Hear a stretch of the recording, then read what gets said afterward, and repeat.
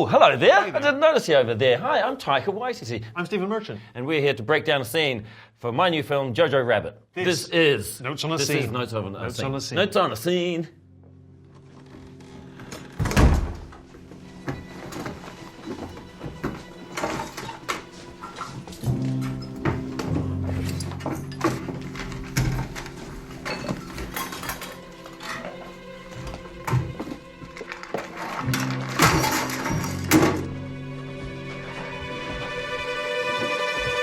The genesis of this project started back in 2010 when I read a book called Caging Skies by Christine Lernens, and told the poignant story of a young boy growing up in Nazi Germany during that Second World War. And he discovers that his mother is hiding a young girl in his attic. I felt it's very necessary to keep reminding ourselves that the events of World War II, and also basically all wars, are something that need to be avoided at all costs. And if we stop telling these stories, there's a danger that we'll forget the events of World War II, and there's another deeper danger that some of those things may repeat themselves.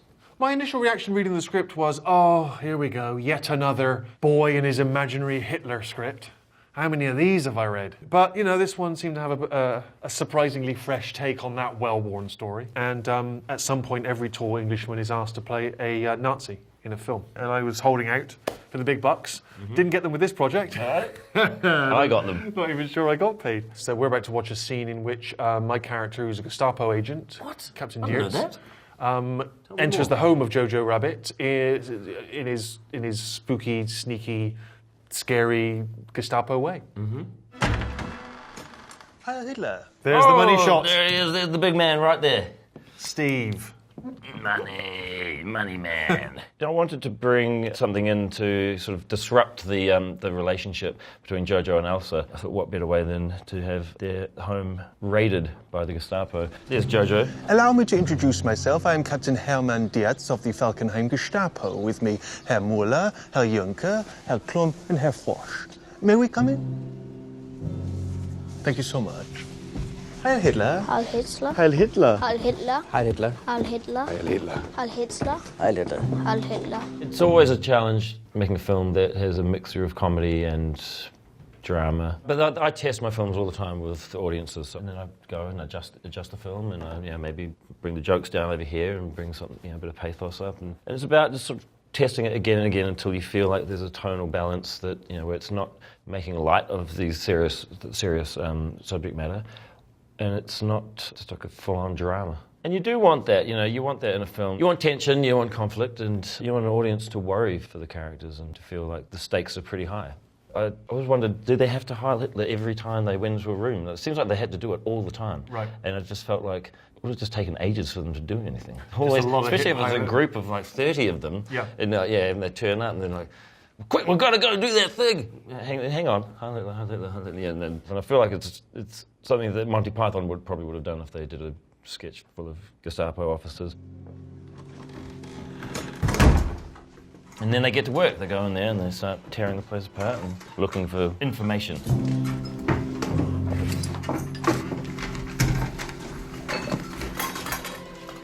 So this film was shot by Mihai Malimar. He's a fantastic Romanian cinematographer, and so he's responsible for just how great the film looks, and coupled with this wonderful production design. Well, I wanted to show that they had a bit of money. Often in these films, it's the circumstances are very grim. And just from doing research, Germany at the time was a very, very colourful place. The Germans were very into the latest trends and fashions and textiles and designs. The facade, in Germany is like this colourful a celebration of what they think is, them moving into the future and this bright future. When really behind that facade, everything is crumbling and falling apart. Hey, Jojo! Hey, guys! Good to see you. Here comes Sam Rockwell. My bicycle got a flat tire, so I carried it. Captain Klenzendorf. Heil Hitler. Heil Hitler. Heil Hitler. Heil Hitler. Heil Hitler. Heil Hitler. Heil Hitler. Heil Hitler. Heil Hitler. Heil Hitler. We're not doing anything, we're just watching this movie. I'm fascinated by this. This is really good. So here, you'll notice that they say Heil Hitler. I think it's a record, maybe. Oh. 31 times in 1 minute. Congratulations. Is that the right thing to say? Yeah, thank you. Yeah, No one else has you're said welcome. congratulations. And the point of having all those Heil Hitlers, apart from, I think, being quite a funny moment, is also to just to again point out just how ridiculous Nazis were, because they were so obsessed with these rules that they had created for themselves, which I think were rules that I think quite soon after they created them, I bet they were like, oh no, why did we invent this stupid thing? That's what I like to think about Hitler. Soon after he adopted that moustache, he decided he didn't want it, but then he was known for it and he couldn't get rid of it. That's of course it, yeah. Do you think he experimented with other ones prior to that? Yes. He perhaps had the kind of large classic handlebar, maybe the sort of... He would have had like that, sort of, like that. Yep. And then like that. He would have had that, and then he would have. And then also, this one time I heard he grew his moustache so long that it went round the back of his head. Wow. And then up on the top, and this was all moustache. That was all moustache? It was all moustache, Extraordinary. and then tied it into a little bow like that. Yeah. And he was very proud of that. And then also the moustache, he split it off like that. He split Into eyebrows. Into eyebrows. Yeah. And then connected them there. But I understand it was because it was quite an operation every morning when he woke up. Oh yeah, just to tie that into a bow, and he had to. So that's why in the end he just braid went it. simple. You know what? I'm just going to have a really tiny little one beneath my nostrils that looks like two furry black slugs have crawled out of my nose.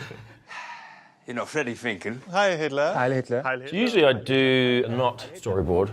But actually, you know what? I think I probably storyboarded this one because there were so many people. But then I got bored of drawing so many people in a tiny little rectangle. Is that why later in the movie there's just much fewer people? Yeah. It's right. It's like, because I don't like drawing people storyboards. So, you decided there would only be 2 people in every scene. Smart. So, did I miss anything? No, we were just Heil Hitlering the boy, and then Heil Hitlering yourself, and then, of course, Heil Hitlering Freddie Finkel, and now we're in the midst of a routine inspection. So we're talking about Sam's eye here. He's got a dead eye, or I don't think it's a glass eye, it's a dead eye. Oh shoot, I'm sort of sprayed this everywhere, sorry. But that's quite nice, isn't it? 2 little pink dots on Alfie. I'm going to make him a bit more of a polka dot guy. I think it's actually quite in keeping with his character. This is a wonderful insight into the filmmaking process. Back to Sam's eye, we had to find a reason for him not to be forced to the front lines to be fighting, and I thought, well, maybe he's missing a leg. That'd be a good reason to not have to go and fight, or an arm. I still don't trust that trick when you stick your arm behind your back. Yeah. I don't know if that looks real. And so I just thought, well, let's just have him missing an eye, and that's the story behind that eye. Now let's see what happens to these dots when I press play again. Oh, now it's just on the wall. And you've highlighted my nose. Okay. And what brings you here, Captain?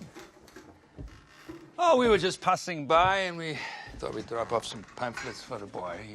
He works for us. Well, there's a good example of me using my height for comic effect. Classic dominant stare down, which you're very well known for. Looking down with those piercing... Oh, you just did it to me then. It was important to me in this scene that, again. despite the fact we were... Please, pay attention. This is important for young filmmakers. It was important to me that this character's both kind of buffoonish, but also quite intimidating. I think it was more just about the sort of style of delivery being conversational, because I think... There's a danger, isn't there? Because I was worried that it's like a typical Gestapo scene. But what's really disarming and what makes your character even creepier, the fact that he is so sort of casual. Well, in my mind, these men who were in the Gestapo were often quite petty bureaucrats who probably were not terribly well-respected people. They'd have been perhaps bank managers or accountants. Nothing wrong with bank managers and accountants. I'm not suggesting they're all Nazis. They're not Nazis. No, but I'm just saying these were probably just regular people that suddenly got given this station and they had the power of life and death over people. They weren't actually doing any of the atrocity themselves. They were just sort of allowing it to occur. And that makes them all the more despicable and all the more abhorrent because they're sort of weak, pathetic people, but they've got this little badge that gives them enormous power. Exactly. If you recall in this scene, I was already, as I'm freakishly tall, I'm taller than everybody who's ever worked with me, and then you stuck me on a box to make me even taller. I did do so I'm that. actually stood on a box there. This is Sam's ear. That's where you spend all the money when you work with Sam Rockwell. On the ears. On the left ear. And that's why you'll see in many of the shots in the film, it's just from this angle on him. $10. $106. Yeah. $6 for that ear. Oh, you know how it is. Every day we take a call. Hello, is that the Gestapo? I believe there's a communist hiding behind my fridge. We go around to investigate. It's just some mold. So not far off. It's all part of the job. I think it fits into a long tradition of movies that have used humour to satirise Hitler that date back until into the 40s itself, when Hitler was still in power, whether it be Chaplin's The Great Dictator, To Be or Not to Be, Ernest Lubitsch film, obviously famously Mel Brooks in the 60s. It seems strange to me that 80 years later, we're feeling ever so worried and that suddenly this subject can't be mocked. And again, the subject, the nonsense of Hitler's ideology and the kind of absurdity of those beliefs, which as soon as you poke holes in them or begin to question them, they kind of fall apart in your hands. And that's, I think, what you dramatise with the little boy. As soon as he starts to question his beliefs, because there's finally someone that makes him do it, he realises that they're sort of built on sand. And the idea that you can't sort of mock that as a theme or tear that apart seems weird to me. Well, that's and right. it actually offends me. Yeah.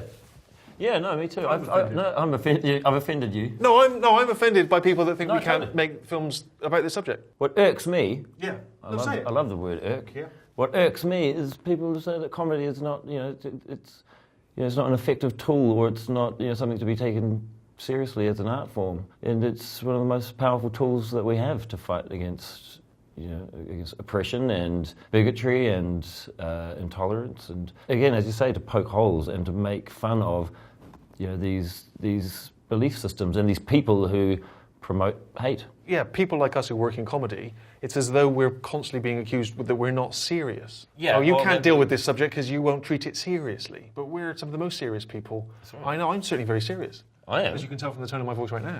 And the way that you're staring at me like that. Isn't that quite intimidating? Look at me. I'm serious. We're very serious people. This is how I get serious. Yeah. I'm serious now. I'm serious.